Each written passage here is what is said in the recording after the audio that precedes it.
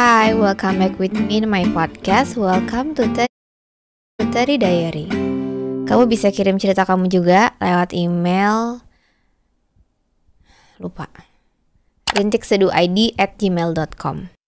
Halo Paus, hai, apa kabar? Baik, apa kabar kamu? Sebelumnya makasih banyak ya kalau kamu mau bacain ceritaku yang berantakan ini. Aku kirim cerita ini dengan satu harapan kecil. Semoga suatu hari nanti kalau orang yang ada di cerita ini dengar, dia bisa tahu kalau hampir satu dekade ini aku gak pernah bener-bener pergi dari apa yang pernah kami punya. Kami ketemu waktu sama-sama masih berseragam putih biru. Putih biru? SMP? Awalnya ya biasa aja, tapi lama-lama jadi gak biasa. Klasik banget sih, perhatiannya pelan-pelan berubah jadi addiction. Aku bahkan lupa gimana rasanya jadi aku sebelum dia datang. Deket, jauh, deket lagi. Kami kayak dua orbit tanpa pusat. Saling tarik, saling tertarik, tapi gak pernah betul-betul menetap di titik yang sama. Kami pernah pacaran, terus putus, terus balikan lagi. And guess what? Putus lagi, hehe. Aku masih ingat malam itu jam 12 selewat sedikit. Dia bilang sayang lagi, and stupid me, aku terima dia lagi. Karena yang bikin aku jatuh selalu dia. Dan yang bikin aku sakit, ya dia juga. Setelah balikan, semuanya manis. Pulang bareng sepulang sekolah, ketawa bareng, kehujanan bareng, menjaga satu sama lain. Aku pikir kali ini dia bakal stay, gak akan ninggalin lagi. Tapi ternyata rasa nyaman justru bisa jadi racun perlahan. Kayak sweet but deadly. Aku pernah marah cuma karena dia chattingan sama cewek lain. Aku jadi posesif. Takut kehilangan dia lagi. Jadi aku genggam erat. Tapi makin digenggam, dia makin menjauh. Kayak mawar berduri, pretty but hurts like hell kalau kamu genggam terlalu erat. Sampai akhirnya aku nemu chat dia confess ke cewek lain. Padahal we were still a thing. Dan aku cuma bisa diem. Literally diem. Gak bilang apa-apa. Karena waktu itu aku lebih takut kehilangan dia daripada kehilangan diriku sendiri. Kami sempat ngerayain hari jadi ke-20 bulan. Ya walaupun sebenarnya itu tuh hasil lanjutan dari tanggal jadian yang sama. Karena kami memang never really over. Dan yang paling nyakitin, pas aku udah gak nuntut apa-apa, cuma pengen dia tetap stay, tapi dia tetap pergi, dan gak noleh sama sekali. Kami putus again, tapi kali ini finalnya. Aku masih simpen semua chat lama, screenshot, lagu-lagu yang pernah dia kirim. Dulu dia pernah minta aku muter lagu Tulus judulnya Pamit. Dan baru setelah dia beneran pergi aku sadar, oh, maybe that was his way of saying goodbye. Kode halus tapi deep banget. Dan sejujurnya, sampai sekarang aku masih berharap. Diem-diem, ya manusia. Kadang aku sengaja balik ke kota tempat semua kenangan itu ada. Padahal kota itu udah beda. Mall tempat kami sering nonton dulu udah lebih fancy. Tempat kami nongkrong udah bukan yang dulu lagi. Tapi tiap sudutnya still feel like us. Sekarang dia udah punya yang baru, Paus. Waktu terakhir ketemu, dia datang sama orang itu. Aku senyum, aku ketawa, ngobrol kayak gak ada apa-apa.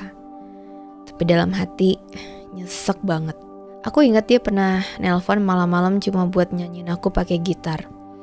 Aku ingat dia pernah bilang, gue udah jelek di mata lo. Aku ingat dia pernah bilang sayang, but then bilang juga kalau belum siap kasih komitmen. Dan aku bingung, is that even love or just habits? Something yang terlalu nyaman buat dilepasin, but too confusing to stay. Wow. Something yang terlalu nyaman buat dilepasin, but too confusing to stay. Aku udah berkaca-kaca nih anyway. Aku tahu mungkin dia gak akan pernah balik. Dan aku juga tahu aku bukan cewek paling sabar yang pernah dia temuin. Tapi aku juga gak pernah punya niat jahat. Aku cuma terlalu sayang sama seseorang yang gak ngerti caranya menjaga. Kalau suatu hari dia denger ini, please orangnya please denger ini. Kalau suatu hari dia dengar ini, aku cuma mau bilang, aku udah gak lagi nunggu kamu buat balik. Aku cuma pengen kamu sadar kalau luka yang kamu tinggalin itu nyata, dan itu bikin aku susah percaya sama siapapun lagi. Kalau kamu bacain ini, Paus, tolong titipin ke semesta ya. Siapa tahu semesta lebih didengerin daripada aku. Dari aku yang kadang masih mikirin, what if he comes back?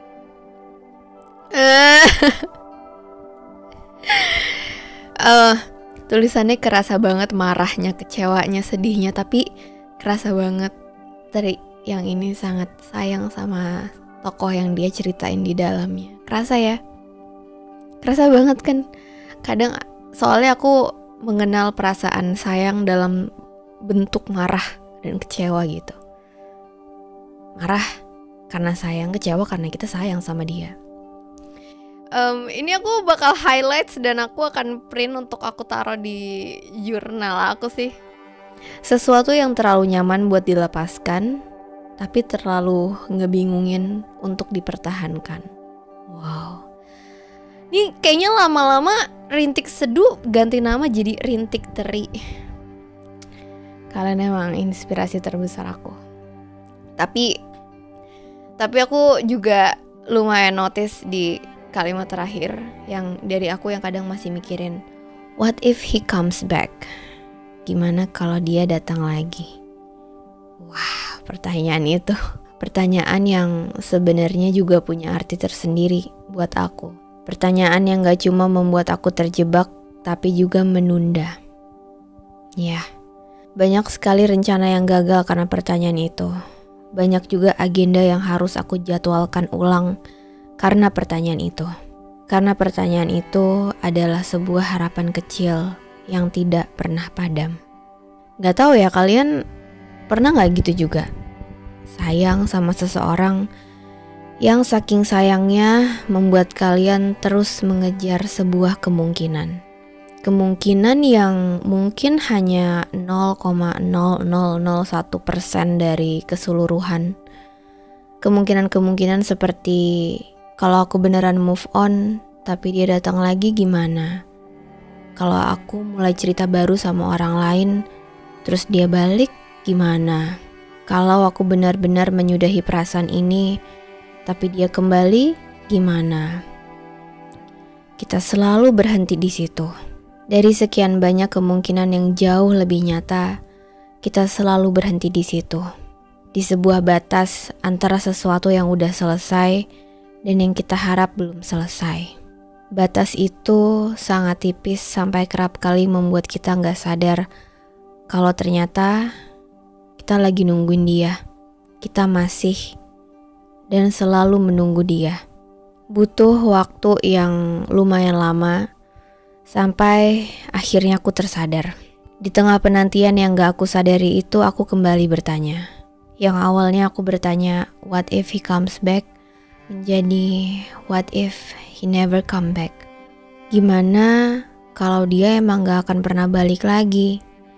Gimana kalau yang kemarin itu emang benar-benar paragraf terakhir dari buku aku sama dia?